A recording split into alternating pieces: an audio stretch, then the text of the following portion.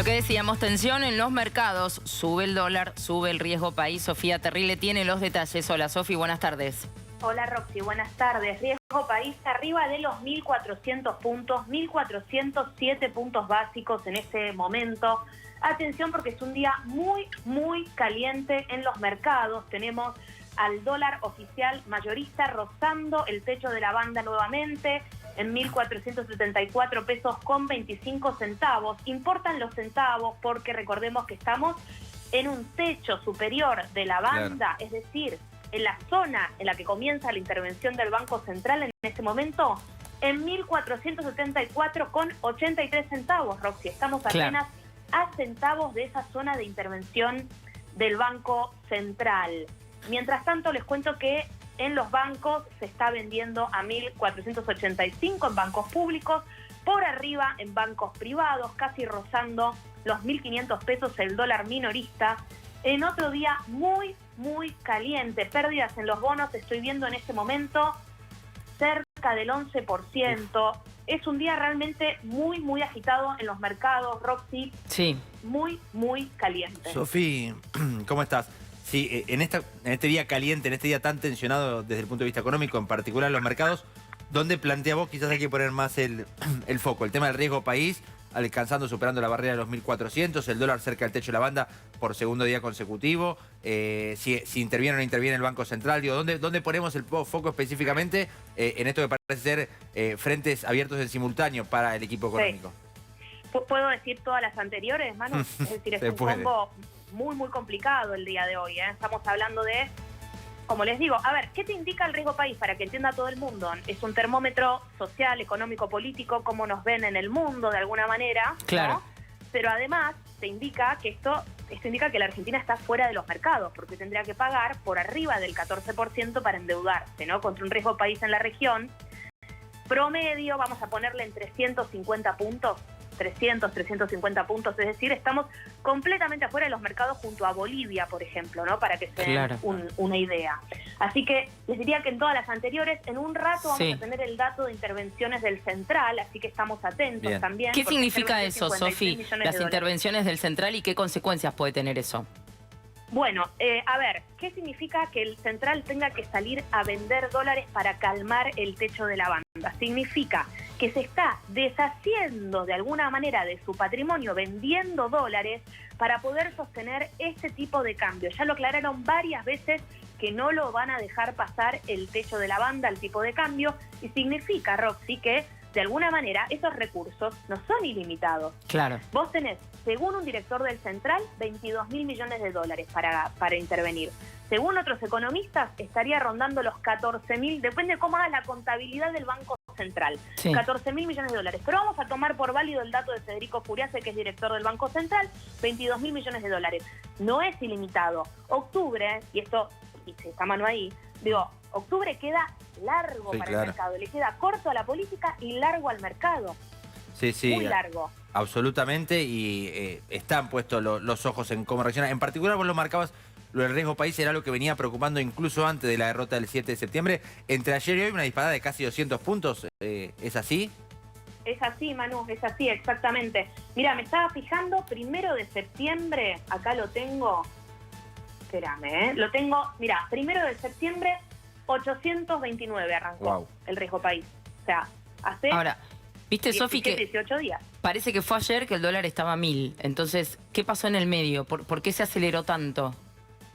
Bueno, pasó la política, por un lado, si querés, ¿no? Esto venía pasando hace ya varios meses. Voy a tratar de ser clara. ¿Qué pasó en el medio? Hubo un desarme, ¿sí?, de un instrumento que se llamaba LEFI. Eso volcó, es un instrumento que utilizaban los bancos, ¿no? Eso volcó unos 16 billones, o sea, 12 ceros después del 16, a la economía. Terminó haciendo que el Banco Central tuviera que salir a subir las tasas para captar esos pesos, para que no se fueran al dólar. Sobre eso se sube ese resultado electoral adverso en la provincia de Buenos Aires, se suben otras cuestiones políticas que Manu sabe explicar muy bien, y todo lo que estuvo ocurriendo en las últimas semanas, hacia adentro del gobierno y hacia afuera, y ahí es como llegamos a este riesgo país muy complicado. Y además le sumo otro dato, perdón, que me estoy olvidando, que es muy importante, más allá del desarme de la CEFI.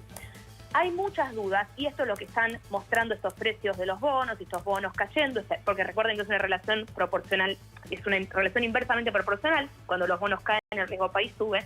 ¿Qué está mostrando también? Que el mercado tiene dudas respecto de si el gobierno va a tener dólares para pagar la deuda. ¿Cuánto hay que pagar de aquí a fin de año? Unos 6.000 millones de dólares.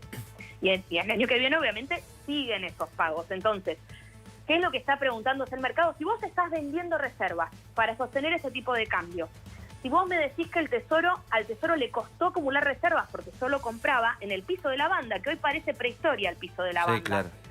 ¿Cómo vas a pagar esa deuda que me queda de aquí en adelante? Ahora, Sofi, importante lo que vos marcás como, si querés, puntos clave en esta historia, desde que se planteó este esquema de flotación entre bandas hasta hoy, hasta este momento. Por supuesto que han pasado cuestiones muy sensibles desde el punto de vista político, como la propia jornada de ayer. Claro, es lo que te iba a decir, Manu, después de lo del día de ayer también. Está claro, con Totalmente. un gobierno que queda expuesto en cuanto a su debilidad política, en este caso en materia legislativa, con por primera vez el regreso a la democracia, que 2 vetos presidenciales en una misma jornada son rechazados por una de las cámaras, con el rechazo a los vetos más alto de la historia, con apenas 60 votos en el caso de emergencia en discapacidad, 60 votos para sostener lo que propone el presidente. Pero te planteo y quería acentuar en esto, Sofi, porque no escuchamos todavía, seguramente en algún momento del día veremos si sucede, pero empecemos a escuchar alguna voz o bien oficial o bien extraoficial, pero de esas economistas o voceros informales con contacto pleno con el equipo económico, con el gobierno y demás. Y uno tiende a creer, por lo que es la historia de este gobierno en materia discursiva, que no va a faltar lo que suelen definir como riesgo cuca, ¿no? Esta idea que lo dijo el propio ministro de Economía, lo señala en ese sentido. Digo, hay evidentemente una lectura de la coyuntura política y esa debilidad del gobierno, y habrá o no un temor en los mercados de la oposición, pero digamos, también tiene que ver con mala praxis propia, por lo que vos contabas del desarme de las LEFI, por ejemplo. Pero Manu, además, me parece que esa estrategia fue peligrosa también, porque ¿qué le señaló al mercado? Que la otra opción, que además salió victoriosa en las elecciones provinciales, es que la única, o sea, que son ellos o los otros. Claro. Entonces, polarizar de esa manera al final terminó asustando al mercado, porque ¿qué te decía el mercado después de las elecciones de provincia? No hay plan B en la Argentina, porque la otra opción no le gusta al mercado, si querés, de alguna manera, ¿no? No es la opción más pro mercado, vamos a ponerlo así. Después no es mercado importa friendly. Si se modera, si lo que sea, en los próximos meses, no importa. La historia que tiene el mercado con la otra opción es que no es la más pro mercado, ¿no? Entonces, de alguna manera lo asustaste. Otra cosa que estaba pensando también, Manu, cuando hablabas recién, fíjate qué finito que está todo, porque cuando Milei habla, después del discurso del lunes pasado, del presupuesto, rebotan un poco las acciones y los bonos, ¿te acordás? Sí.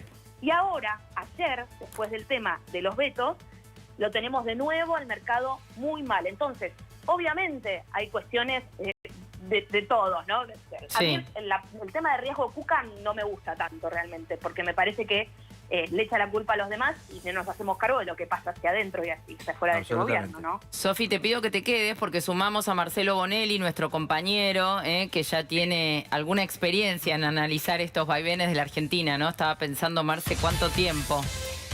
Ya sé, Roxy. ¿Cómo andás? Bien, estaba escuchando, ¿no? Comparto con Sofi. O sea, a ver, si existe un riesgo cuca, el propio gobierno lo está inflando, porque de alguna manera, al plantear esto, es riesgo cuca a nosotros, infla el peligro de la vuelta del peronismo. Pero lo que no hace el gobierno, repite lo de todos los gobiernos, ¿no? La culpa la tienen los demás y no nosotros. Claro. Hay una serie de errores de política económica de comienzo de año que ahora se están reflejando en este problema del día de hoy. Te los enumero. Primero, se devaluó al 2% mensual y se decidió devaluar al 1% mensual. Primer error. IPEC, Marce. Segundo error, entre marzo y junio, el gran momento de comprar dólares y acumular reservas, y el gobierno dijo, no, solo voy a comprar si el dólar llega a 1.000 pesos, cosa que era una fantasía absoluta, no compró dólares. Tercer error, el tema de las LEFI, tasa de interés por las nubes. Las tasas de interés están por las nubes porque algo pasa en la macroeconomía. Tal error fue que ya ahora el gobierno lo empezó a corregir. Entonces hay un conjunto de errores que, bueno, un día por un factor que desencadenante, que es efectivamente las leyes que se están, o los vetos que se están votando en contra, genera alguna duda de convertibilidad. Y a esto sumale como efecto de estos días el hecho de que el gobierno tiene que vender dólares en el techo de la banda. Esto es una señal no esperada por los mercados, o sea, los mercados no querían que ocurriera, porque indica que el gobierno va a tener que vender dólares para sostener el tipo de cambio, Sí. y no tendría esos dólares para pagar los bonos en el futuro, ¿no? Para los vencimientos. Marce, hoy, por supuesto, en este caso ya no siquiera te digo con el diario del lunes, con el diario de hoy, 18 de septiembre, pero ¿qué balance haces vos y qué identificás del balance que se hace en general en el mundo de la economía, de los mercados, respecto a aquella salida de abril-mayo del cepo de parte del gobierno, que fue apresurada, considerada por lo electoral, que fue que no contemplaba varios factores? A ver, se hizo una salida del cepo sin dólares, ¿no? Igualmente fue más una medida política, a mi modo de ver, y de marketing que real, porque del cepo las grandes empresas, que son los grandes volúmenes, Claro. no salieron, ¿no? Claro, y la gente común de a pie no es que salió en manada a comprar dólares. A todo lo que recién le decía de medidas concretas, sumale un graves errores de comunicación por parte del ministro Caputo en cuanto a estas canchereadas, si querés comprar campeón, Claro. y demás. Y acuérdense en la gran iniciativa del gobierno de el blanqueo de dólares, que la gente iba a poder usar dólares. Los del colchón, que fue Marce. todo un fiasco, ¿no? Claro. Claro, lo mismo. Marce, justamente hablando de la gente, ¿no? Porque viste que en Argentina tenemos cierta gimnasia con estos vaivenes de la economía. ¿Qué le decís a alguien que, pienso, no sé, hoy vende su departamento, tiene su departamento en venta, o quiere comprar, o quiere sacar un crédito? Esas cosas, esas pequeñas cosas de todos los días que en definitiva son las importantes. Sí, las cosas de todos los días que además te definen también tu futuro, porque comprar una casa es importante. Claro. Yo creo que estos días conviene poner el pie en el freno, ¿viste? Claro. Ver cómo se aclara, cómo se acomodan. El gobierno tiene instrumentos para capear el temporal, me parece, desde el punto de vista financiero, pero bueno, el problema es que cuando tirás tanto de la cuerda, te haces tanto el canchero y las cosas no salen, perdés credibilidad. Eso es cierto. Claro. En este momento, esta situación que se está viviendo en los mercados tiene que ver un poco con eso. El gobierno tiene instrumentos y yo creo que pues los puede utilizar para tranquilizar la situación, ¿no? Claro. De hecho, Marce, a propósito de esto, vos repasabas que quizás quedó marcado como un antes y un después en la comunicación, por lo menos del ministro o del equipo económico, el comprar campeón, pero hasta la semana pasada, Furiase, que es un macroeconomista que forma parte de ese equipo económico, Federico Furiase, casi que decía de alguna manera respecto al techo de la banda, que vos marcás como algo central ahora, y la intervención del Banco Central, que había dólares para testear. Bueno, empezó a pasar ese testeo, ¿no?, de parte de quienes intervienen en ese mercado. Sí, por eso sorprendió ayer. O sea, es obvio que cuando hay estas situaciones hay gente que quiere llevar agua para su molino, gente que también políticamente que lo quiere aprovechar. Pero bueno, el responsable del gobierno es lo que se propusieron y tiene el 56% de los votos. Entonces, la solución es a ver si hay personajes marginales de la política que dicen no, queremos que Milei no continúe. Pero la gran mayoría de los argentinos y los dirigentes políticos no cuestionan eso. Ahora, si el gobierno, por una cuestión de estrategia o marketing, exacerba eso, creo que es una mala... es malo el tuit de hoy de Caputo de hablar de golpe de Estado, que lo quieren...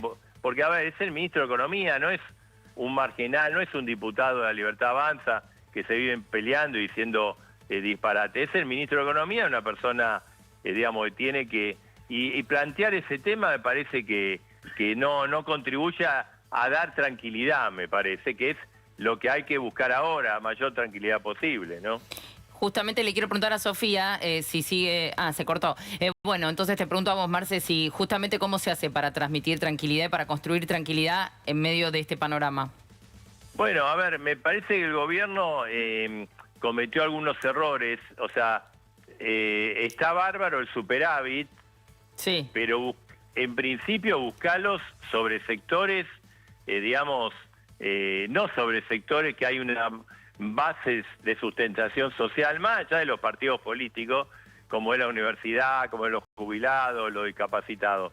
Ahí le erró, y insistir con el veto ahora fue un error, porque se sabía que iban a perder, ¿viste? Iban a perder. Entonces, me parece que tienen que, digamos, hay muchas fórmulas ocurrido en el pasado, no hay que dramatizar perder una elección. Lo que pasa es que el gobierno, frente a la derrota, más allá que el discurso de Milei tuvo otro tono, sí, y positivo, un tono tranqui, no hizo nada, no hizo ningún cambio. Entonces, claro, se mantuvo en su postura. Qué sé yo, no sé, por ejemplo, te digo para irnos del país y no poner ningún ejemplo cercano, Clinton, cuando perdió la elección de medio término, separó a su mujer, a Hillary, del manejo de los planes sociales, por ejemplo, y no le tembló el pulso a nadie. No es que estoy dando recomendaciones, pero quizás una reestructuración del gabinete le da oxígeno, puede volver a empezar el gobierno, ¿te das cuenta? Marce, muchas gracias por toda esta información. Estamos al habla en cualquier momento. Nos vamos al Senado porque hoy es